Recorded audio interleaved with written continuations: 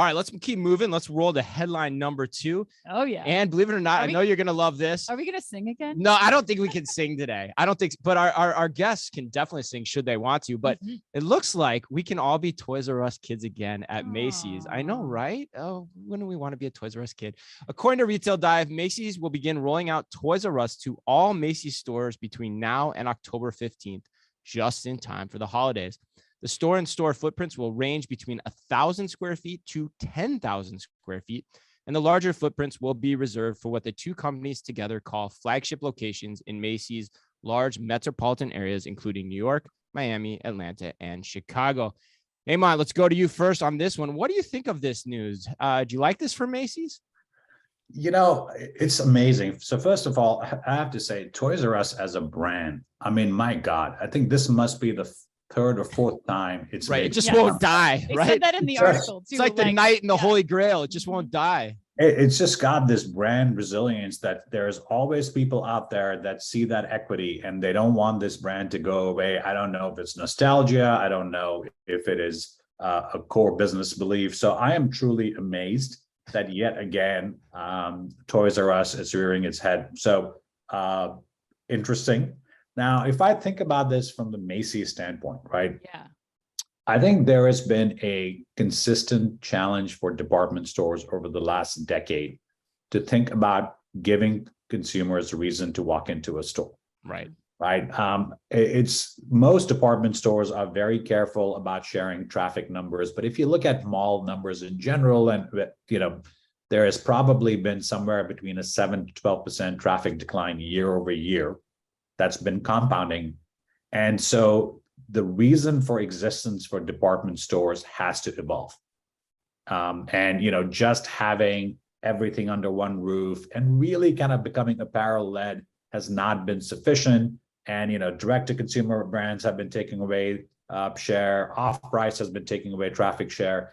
So I think this is an interesting experiment because really this is about driving traffic into the stores, right? This is about giving a new destination that'll get new consumers coming into a Macy's store. So I think it makes a lot of sense. And, if you remember when Toys R Us, the stores were around, they actually did well on traffic, right? I think there was some systemic business problems around margin, et cetera, that ultimately got the retailer into trouble, but it was not because of traffic, right? I mean, especially the iconic locations that you would go to, there were times there was lines outside. So I think this is I think a smart move.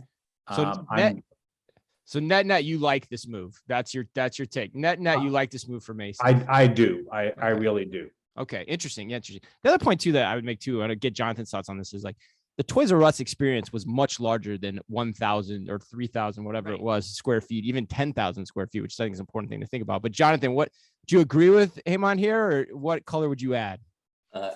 Yeah, okay. Strike this one down. Keep the tape. I agree with Eamon. Oh my God. I want a copy of that recording, please. Yes. I'm going to make that into a meme going on our company website. A TikTok just boomeranging of Jonathan. I agree with Eamon. Stuck in my mouth, that did. But anyhow, look, a few things. The thing that struck me when I read this was it's the return of the department store.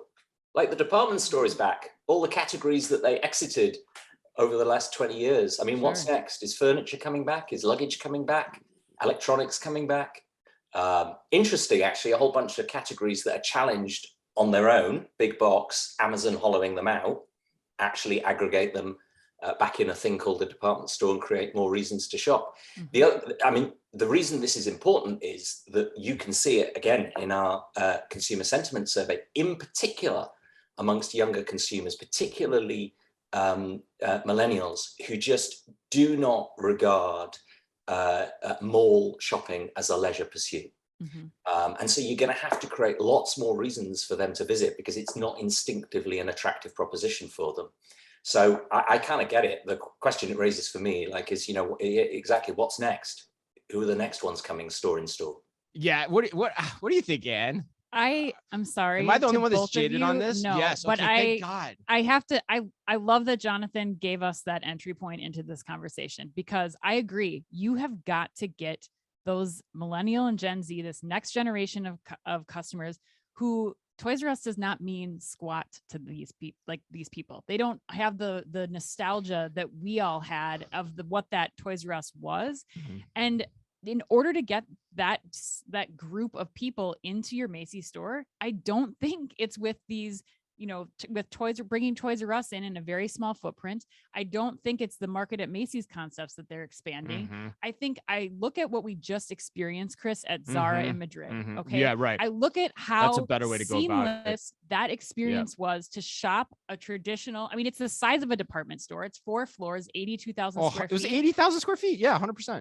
That shopping experience has got me in. I can shop a variety of ways, online and offline. I can check out myself. Like Macy's, this is where you should be investing your money. It should not be in these one-off things trying to save your brand by bringing in other brands. It's by creating the better shopping experience that will get that customer in to buy the things that you have, the tertiary things, whether it's Wetzel's Pretzels or Toys R Us. Like you need to start with that element first before you start trying these things. It's just wasting money and time and resources at this point. 100% agree with you. 100% agree with you. And the point I would make against what you guys were saying too would be, yeah, it's maybe a rebirth of the department store, but the department store went away for a reason, right? Like, why do we suddenly want that version back? Like, so that the history is not on the side of this idea in some ways.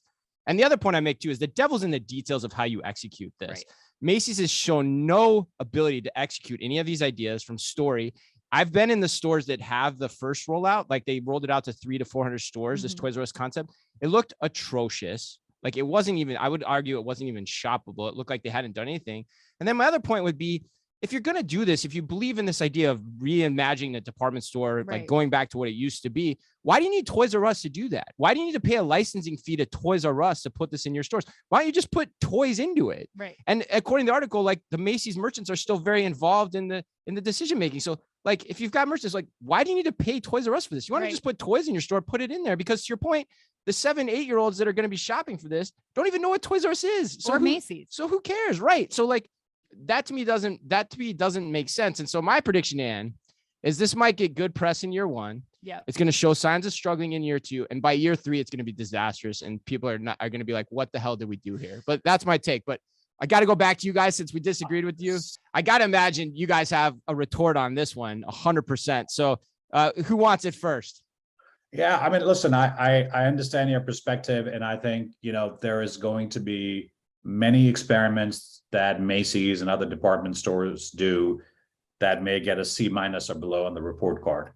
I don't think this is one of them. The reason, and I think about what you said, right? Why do you need Toys R Us to do it? It is because that brand still means something. The fact that it's passed on from generations, and in the end, right, parents have a great amount of decision-making influence around where to take their kids for shopping, and that brand for parents still means something. And as long as that nostalgia exists, I think that is going to have pull. And then the other part of it is also, I think, again, for the record books, I agree with Jonathan too. I think this is about testing concepts, right? So if this works, it's about then thinking about what is the next specialty category I can bring into my department store that I don't have to manage entirely on my own, with merchants that, don't consistently make good calls, but thinking about category specialists. Can I imagine a better luggage buying experience within a department store? Can I imagine a better electronics buying experience than you get today? So I think that's kind of where it's headed. I do think, at least for the next year or so, I agree with you, Chris. This is about creating a little bit of excitement around the narrative. So anyway, we should talk in a couple of years about this and see how it's going. Oh, and I'm going to be checking this one out too. Yeah. And no, I know the Market by Macy's too is coming to St. Louis, and we're driving down to check that one out as soon as it opens. But Jonathan, I kind of digged your point a little bit. So I feel like I've got to give you the last word on this one. Yeah, I guess my only response is it's a bit of a counter-causal, right? Which is a sort of alternative history kind of question, which is, you want to do toys? If not Toys R Us, who? What? You want to reinvent the department store? What else are you going to do? I mean, I think you've got to give them high marks for effort. Now let's see what their sort of execution is like. But I'm kind of struggling with what else they should be trying. And I think to Heyman's point, and actually I think it was Anna who also raised it, right, which is we will know whether this is a success if there are 2 or 3 that work after this one, right? Yeah. So I think our view on this is very contingent. Well, I think that's funny. Just my last word on this one, and before we move to headline number 3, is I think that's always the point that gets brought up when we talk about the department stores. It's like, what else are they going to do? So therefore we like this.